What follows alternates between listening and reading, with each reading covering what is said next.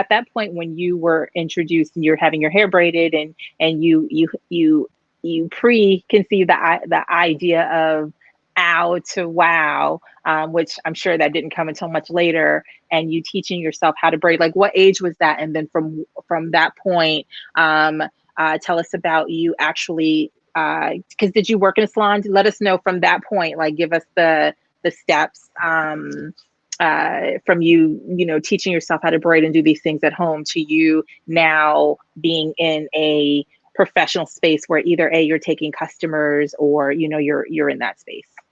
So I was my mum and one of my youngest brother, who also does natural hair, by the way. Ah, He works in a there's 17 brothers and sisters on my dad's side. wow. My mum had five boys, and my brother just after me does hair, and my one of my older sisters does hair as well. All of What us are their do names? Naaman Francois, and Mhm. then Miranda.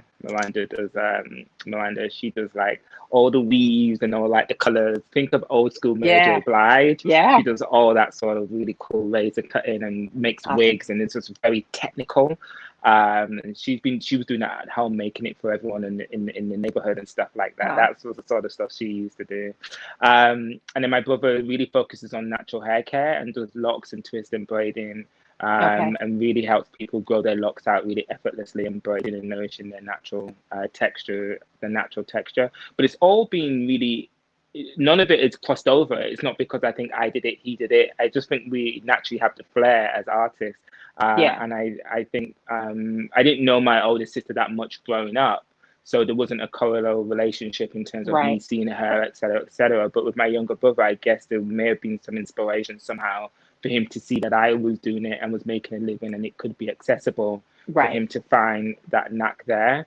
And my brother he still got the locks that I started on him when I was about 7 years old. His Wow. locks are down to his like to his ankle, ginger locks, that I started for him many, many years ago. And then I started working on, my dad and my mom were my biggest fans. Something I think I really want to make people know, even though I don't have a relationship with my father now.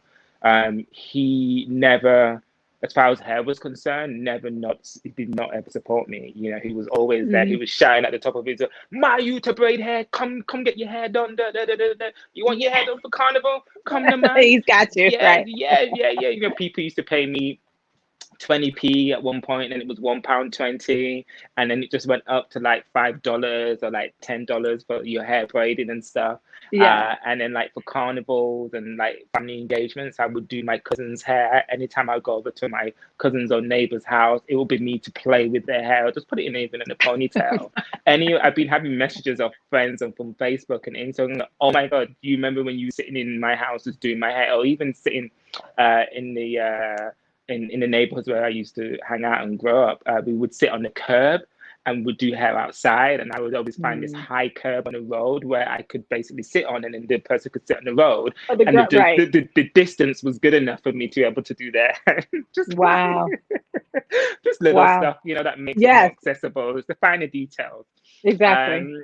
And so yeah, I used to do that, and then the word just went around, it just spread, and then basically by the time I got into school, everyone knew which girls were hanging around with Vernon, and the girls I used to date, everyone knew when you were dating Vernon because they came and their hair was Right.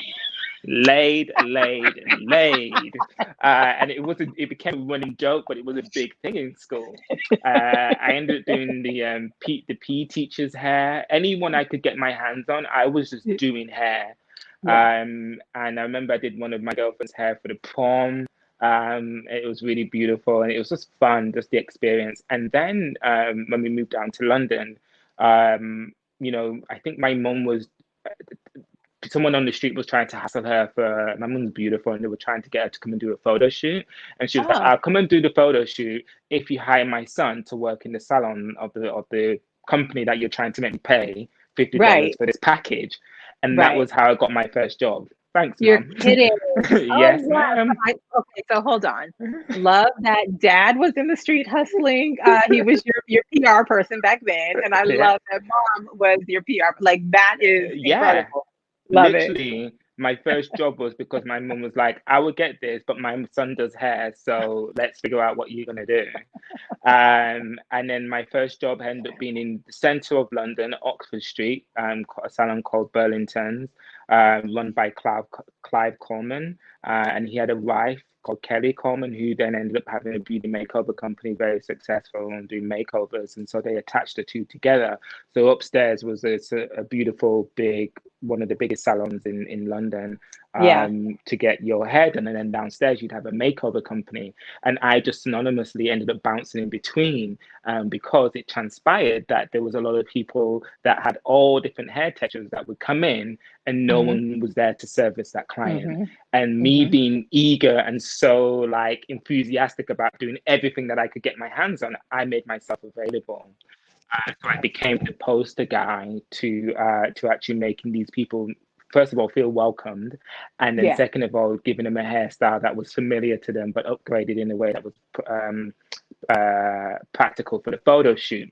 And I guess looking back at it now and even talking about it, those moments doing that really helped propel and push me a lot quicker than all the other assistants to going on the shop floor, because I was Hmm. able to do the client and handle the client.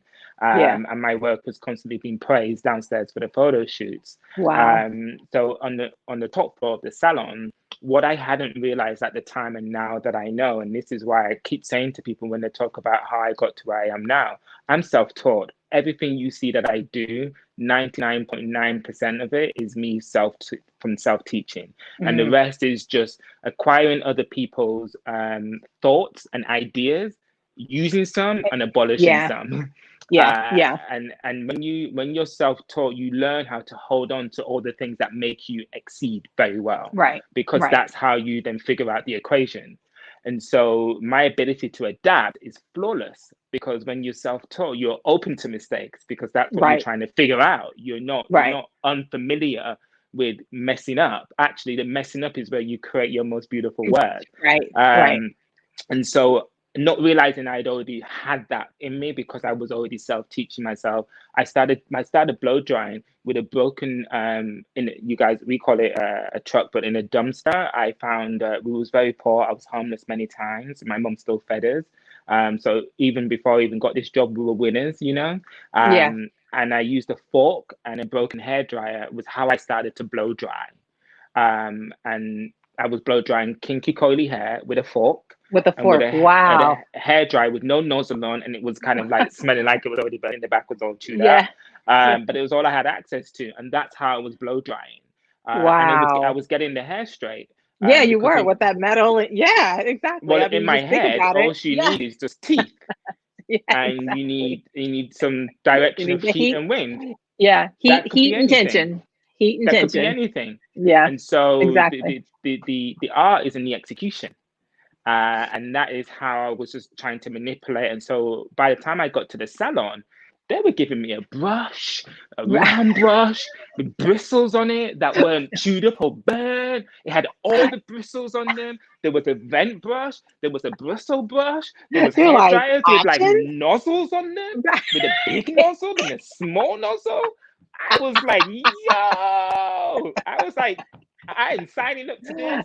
Yo, I would turn up to work half an hour early, waiting for those doors to open, cleaning the windows of the salon. Yo, I tell you, it was like Christmas over and over and over again. And I couldn't, I looking back now, I recognize why I was so excited, because I never had the access to that. But I was Mhm. more excited because I was always flipping and turning and just learning how to use the tools. It was an assault course that I was thoroughly, it's like Ninja Warrior basically in my head Yeah, every day. right. And that's how I really just immersed myself into the salon experience as a young, um, eager, hungry, and very desperate to leave my home environment, because of the ideas of what I was born into, who I just didn't fit. When I got into central London, I found people that looked and sounded like me, and I was able Mhm. to do something that I wasn't picked on for being. And so there was just a lot of anxiety around why this was the most important thing for me to do and be at that time. Right, right. And I'm sure then at that point it provided so much growth. She's like, okay, why are you so excited? My hair's like this short. I was like, girl, I got You you. don't Don't even you worry know. about Yeah. that. I'm about to flip you out, honey. She's like, okay, calm down. There's no hair. And I was like, no, honey, I'm